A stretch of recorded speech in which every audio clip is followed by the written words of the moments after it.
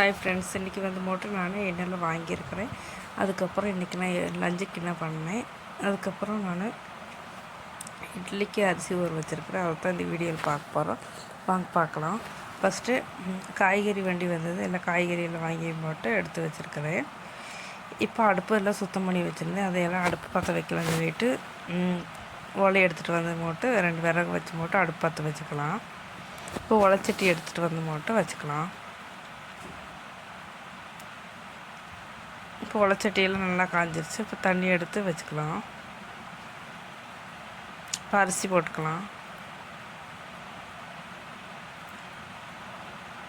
அரிசி இப்போ போட்டாச்சு. இப்போ மூடி மூடி வச்சு வேக வச்சுக்கலாம். இப்போ பாவக்காயை எடுத்துகிட்டு வந்திருக்கிறேன். காலையில் வாங்கின பாவக்காய், அதை எடுத்து அறுத்துக்கலாம். இப்போ குட்டி குட்டியாக அறுத்துக்கலாம்.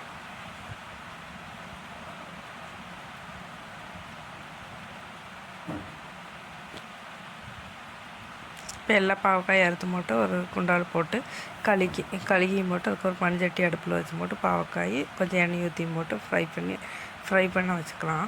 அதுக்கப்புறம் நான் தேங்காய் பஞ்சிட்டு வந்திருக்கேன். அதை எடுத்து வெட்டி உடச்சாச்சு. அதுக்கப்புறம் பாவக்காய் குழம்புக்கு வந்துட்டு சின்ன வெங்காயம் தக்காளியும் சின்ன வெங்காயம் உளிச்சுக்கிறேன், தக்காளி எடுத்து வச்சுருக்கிறேன். இப்போ கழுகிக்கிறேன் சின்ன வெங்காயம் தக்காளி எல்லாம். இப்போ பாவக்காய் வந்து போட்டு நல்லா வறுபட்டுருச்சு. இப்போ தக்காளி சேர்த்துக்கிறேன், சின்ன வெங்காயம் சேர்த்துக்கிறேன். இப்போ அதை நல்லா வணக்கி விட்டுக்கலாம். இப்போ ஆயில் கொஞ்சம் பத்துலன்னு சொல்லி ஊற்றிக்கிறேன். இப்போ ஆயிலெல்லாம் ஊற்றியாச்சு. இப்போ நல்லா வணங்கினதுக்கப்புறம் நம்ம பொடி போட்டுக்கலாம். மஞ்சள் பொடி, மிளகாய் பொடி, மல்லிப்பொடி, அதையும் போட்டு நல்லா வணக்கிக்கலாம்.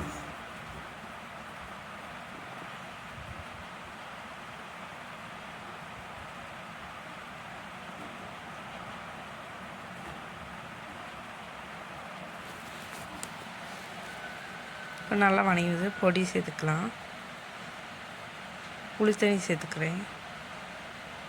தேவையான உப்பு சேர்த்து போட்டு ஒரு மூடி போட்டு மூடி வச்சுக்கலாம் குழம்ப. சோறு வந்துருச்சுன்னு வைக்கிறேன். சோறு இனி வேகலை.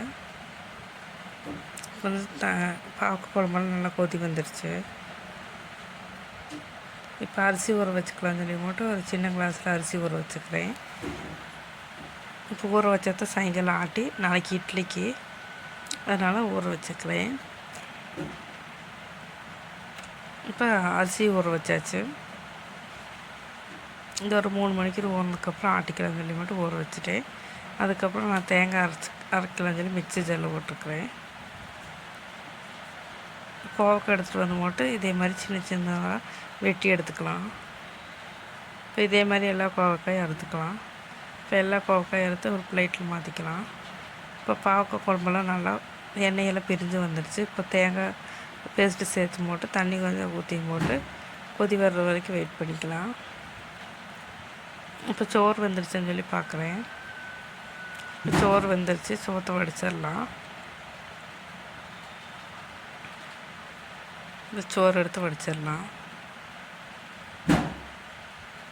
இப்போ கோவக்காய் மெழுக்கு பரட்டிக்கு வந்து போட்டு பெரிய வெங்காயம் வெட்டிக்கிறேன். இதே மாதிரி நீளமாக வெட்டுக்கலாம்.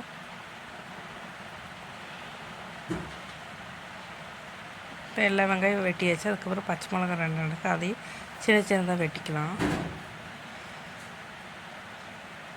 இப்போ கோவக்காய் கழுகி வச்சுட்டு லைட்டை மாற்றி போட்டு கோவக்காய், அதுக்கப்புறம் மிளகா, கருவேப்பிலை போட்டு உப்பு கொஞ்சம் போட்டு கருவேப்பிலை போட்டு பரட்டி வச்சுக்கலாம். அப்புறம் கை வச்சு நல்லா பரட்டி போட்டு ஒரு 10 நிமிஷம் இருக்கட்டும்.